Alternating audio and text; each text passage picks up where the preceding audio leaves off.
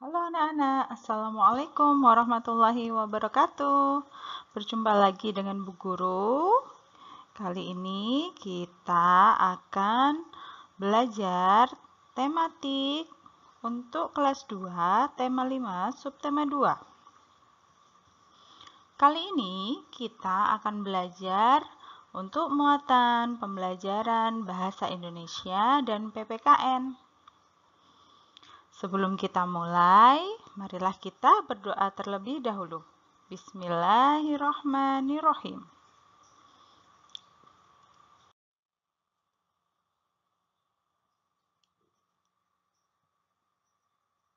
Nah, anak-anak, kali ini untuk muatan bahasa Indonesia di tema 5, subtema 2 ini, kita akan belajar 3 materi pokok.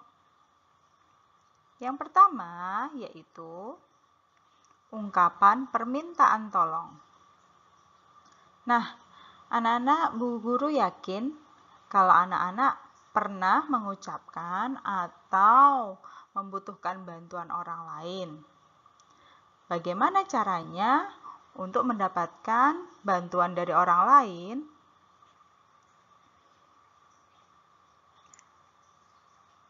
Ungkapan permintaan tolong adalah ungkapan atau ucapan seseorang ketika meminta bantuan dari orang lain. Meminta tolong harus diucapkan dengan bahasa yang sopan dan santun. Setelah mendapat pertolongan, kita ucapkan terima kasih.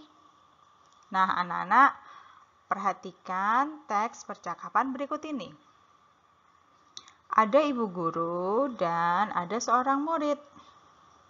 Ibu guru berkata, "Anak-anak, ibu mempunyai kaligrafi. Bagaimana memanfaatkannya?" Si anak atau si siswa menjawab, "Kaligrafi dipajang saja, Bu." Kemudian Bu Guru berkata, "Ibu minta tolong ya, tolong kaligrafi ini dipajang di kelas." Siswa menjawab, "Baiklah, Benny yang akan melakukan pekerjaan ini." Nah, anak-anak, dari teks percakapan berikut, kita bisa melihat ada ungkapan permintaan tolong. Nah, mari kita jawab beberapa pertanyaan berikut. Yang pertama, siapakah yang meminta tolong? Yang meminta tolong adalah ibu guru. Yang kedua, siapa yang ingin menolong? Yang ingin menolong adalah Benny. Pertanyaan yang ketiga, manakah ungkapan minta tolong pada teks? Bisakah kalian tunjukkan? Ya, betul. Percakapan ibu guru yang kedua, yaitu, "Ibu minta tolong ya, tolong kaligrafi ini dipajang di kelas."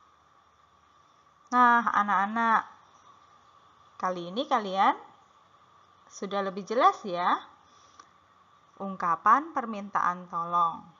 Bu Guru harap kalian juga bisa mempraktekannya dalam kehidupan sehari-hari.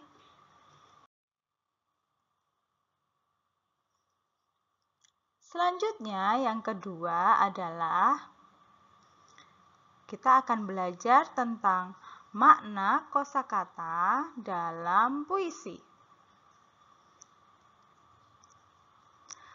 Seperti materi di tema 5 subtema 1 yang membahas tentang puisi, puisi terdiri dari kata-kata kiasan.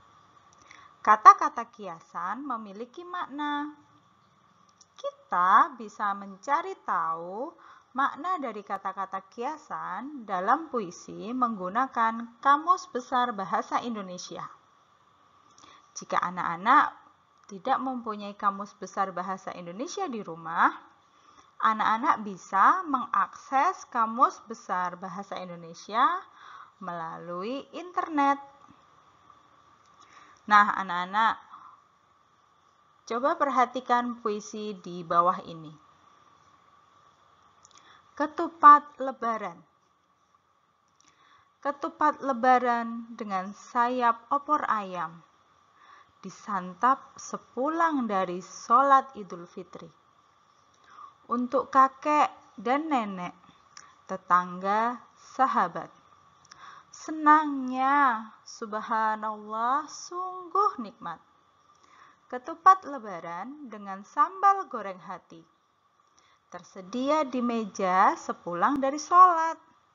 Memang sedap dan enak dan gurih. Cobalah ketupat. Alhamdulillah, sungguh nikmat. Nah, anak-anak, baru saja Bu Guru membacakan puisi berjudul Ketupat Lebaran. Mari kita cari beberapa makna kata dari puisi di samping.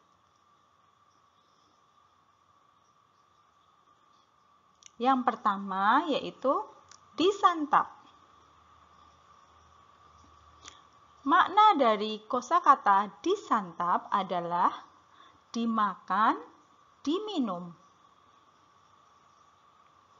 Yang kedua, sambal goreng hati.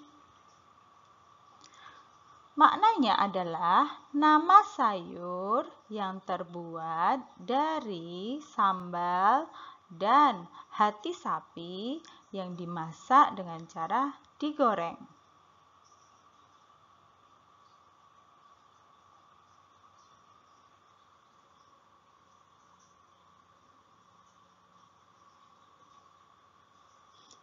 Yang ketiga yaitu sedap. Makna dari kosakata sedap adalah enak rasanya. Nah, anak-anak, itu tadi cara kita mencari makna kosakata dalam puisi. Kita lanjut.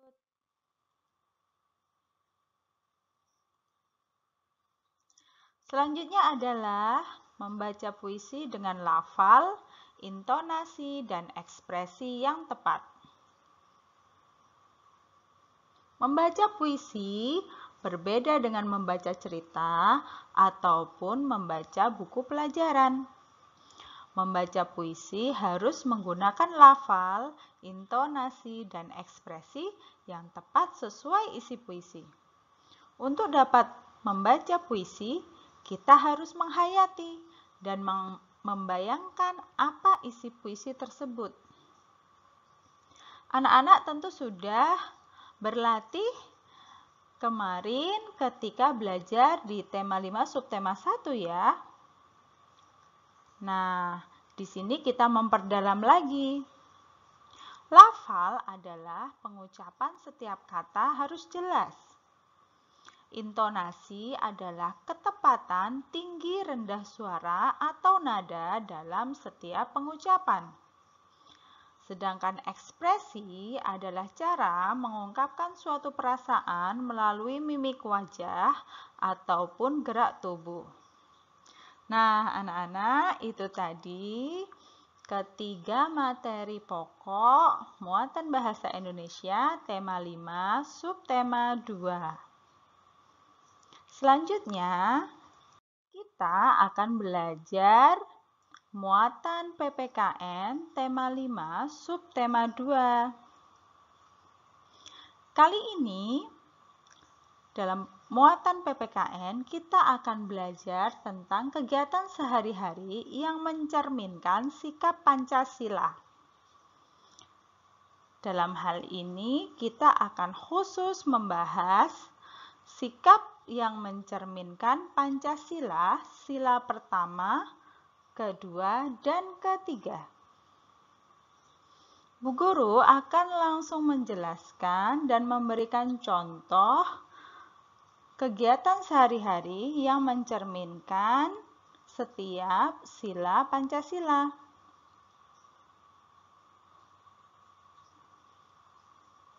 Yang pertama,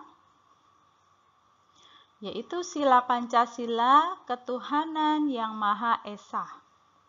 Contoh kegiatan yang biasa kalian lakukan adalah berdoa sebelum belajar, memberi kesempatan teman yang beragama lain untuk beribadah, mendengarkan khutbah atau ceramah keagamaan, mengikuti lomba cerdas cermat agama, melaksanakan hari raya sesuai agama masing-masing. Kita lanjut ke contoh kegiatan yang mencerminkan sikap Pancasila yang kedua. Sila kedua yaitu kemanusiaan yang adil dan beradab. Contoh sikap atau kegiatannya adalah menghormati hak orang lain, bertindak adil tanpa memandang asal suku, warna kulit, agama, atau status sosial, kaya atau miskin, berani mengakui kesalahan dan meminta maaf, menjenguk teman atau saudara yang sakit, memberi santunan kepada fakir miskin atau yang tertimpa musibah. Untuk sikap yang mencerminkan sila ketiga Persatuan Indonesia, contohnya adalah bersikap toleransi dan tidak membeda-bedakan, berteman tidak memandang asal suku, warna kulit, agama, atau status sosial, menjaga keamanan lingkungan bersama dengan kegiatan ronda malam. Nah, anak-anak, setelah Bu Guru menjelaskan materi muatan bahasa Indonesia juga PPKN, anak-anak bisa latihan soal untuk memperdalam dalam memahami materi yang telah Bu Guru sampaikan. Untuk latihan soal, yang pertama adalah PPKN. Silakan dikerjakan Bu Petik 2E halaman 53 sampai 55. Untuk latihan soal bahasa Indonesia, anak-anak bisa mengerjakan Bu Petik 2E halaman 41 sampai 43. Silakan anak-anak mengerjakan langsung di buku Bu Petik. Latihan soal yang sudah anak-anak kerjakan ini besok akan kita bahas bersama saat Zoom meeting hari Selasa 19 Januari 2021. Untuk tugas online, Bu Guru telah menyiapkan tugas online bahasa Indonesia dan PPKN. Keduanya menggunakan aplikasi live worksheet secara online. Bu Guru akan bagikan link atau tautan di grup Telegram kelas. Nah, anak-anak, telah sampailah kita di akhir pembelajaran. Terima kasih anak-anak, sampai jumpa lagi. Wassalamualaikum warahmatullahi wabarakatuh.